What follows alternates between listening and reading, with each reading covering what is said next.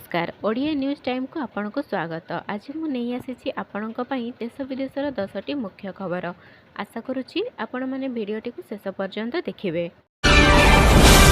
Number 1 जून 10 रे BJP मुख्यमंत्री शपथ। आसंता जून 4 तारिख भोट गणति दिवस हेउची बीजेडी सरकार एक्सपायरी तारीख। जून 6 तारिख रे बीजेपी पक्षर मुख्यमंत्री नाम घोषणा करा जिवो। जून 10 तारिख रे बीजेपी सरकार मुख्यमंत्री शपथ ग्रहण उत्सव भुवनेश्वर रे आयोजित हेबो। एही शपथ ग्रहण उत्सव रे सामिल हेबा पई मु निमंत्रण देबाकू एठाकू आसीछि। ओडिशा रे प्रथम थर पई डबल इंजिन सरकार गठन हेबाकू जाउछि बोली ब्रह्मपुर सहरर उपकंठ कनिसी ठारे आयोजित विजय संकल्प समावेश रे प्रकाश करिसंती प्रधानमंत्री नरेंद्र मोदी।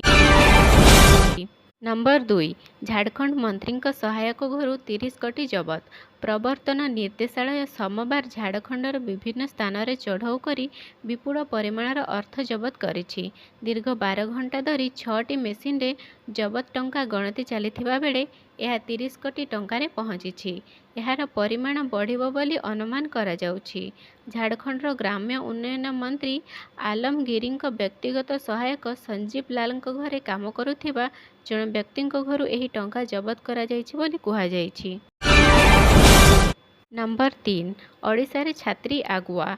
सीआईएससी द्वारा परिचालित आईसीएसई दशम एवं आईसीएसई द्वादश परीक्षाफल प्रकाश पाई। देश में दशम पास हार 99.47 थिबा बेले द्वादश 98.19 रही। ओडिशा रे दशम पास हार 99.08 थिबा बेले द्वादश 98.90 रही। देश में चलित वर्ष 2.43 लक्षर ऊर्ध्व छात्र छात्री दशम परीक्षा देइथिबा बेले 99.901 जन द्वादश परीक्षा देइछंती। दशम रे छात्री पास हार 99.65 थिबा बेले छात्र संख्या 99.31 रही। सेहीपरि द्वादश रे छात्री पास हार 98.91 थिबा बेले छात्र पास हार 97.53 रही। नंबर 4 26 जिले में बहुतल जल रे फ्लोराइड। गोटे कि दुईटी नुहे ओडिशार 26टी जिले में बहुतल जल रे फ्लोराइड धातव मिसी रही। यह बाद 5 जिलार बहुतल जल रे विषाक्त आर्सेनिक मध्य रही। राज्य सरकार को जातीय सबुज प्राधिकरण निर्देशनामा पर एभली खबर लोकलोचना को आसी। ए संक्रांत रिपोर्ट नहीं जातीय सबुज प्राधिकरण उद्वेग प्रकाश करने सहित 2023 डिसेम्बर रे देशर विभिन्न राज्य सरकार को त्वरित पदक्षेप नेबाकू निर्देश देइथिले। एहाकू नहीं जल संपद विभाग पक्षरु तत्परता देखा देइछि। नंबर 5 पाणीपाग सूचना। काल बैशाखी तांडव तातीरु आश्वस्ति। दीर्घ 21 दिन पर उपकूल ओडिशा रे तातीरु मिली आश्वस्ति।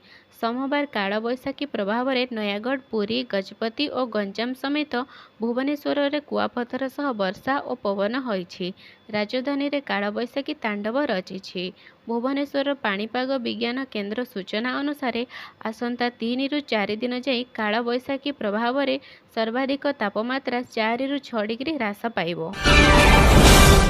नंबर 6 भुवनेश्वर रे सर्वाधिक तापमात्रा 39.8 थिबा बेले कटक रे 37.2, बालेश्वर रे 37.5, चांदबाली रे 39.2, पारादीप रे 33.3, गोपालपुर रे 33.6, पुरी रे 33.7, अनुगुल रे 42.1, बारिपदा रे 39.2, झारसुगुड़ा रे 43.4, केन्दुझर रे 40 डिग्री, संबलपुर रे 43.4, सुंदरगढ़ रे 42.9, तालचेर रे 41.6, बलांगीर रे 44.5, कोरापुट रे 37.2, टिटलागढ़ रे 44 डिग्री, मालकानगिरी रे 42.5, नयागढ़ रे 38.5, भद्रक रे 38.5, जाजपुर रे 40.4, ढेंकानाल रे 40.5, खर्दा रे 37 डिग्री, केन्द्रापड़ा रे 38.8 एवं राउरकेला रे 42.6 डिग्री रही अछि। नंबर 7 4 मासरे 25 डेंगू रोगी। भुवनेश्वर महानगर निगम अंचल रे गत जानुआरी रु एप्रिल पर्यंत 25 डेंगू रोगी चिन्हट होइछन्ति। एथिमध्यरु जणकर मृत्यु घटिछि बोली अभियोग कराଯାଇଛି। वर्तमान डेंगू ऋतुभित्तिक न होई सबु समय हेउछि। विशेषकर जुलाईरु सेप्टेम्बर पर्यंत डेंगूर प्रभाव अधिक रहे बोली स्वास्थ्य विशेषज्ञ मत देइछन्ति। नंबर 8 प्रथम सभापति संजय मिश्रଙ୍କ शपथ पाठ ग्रहण।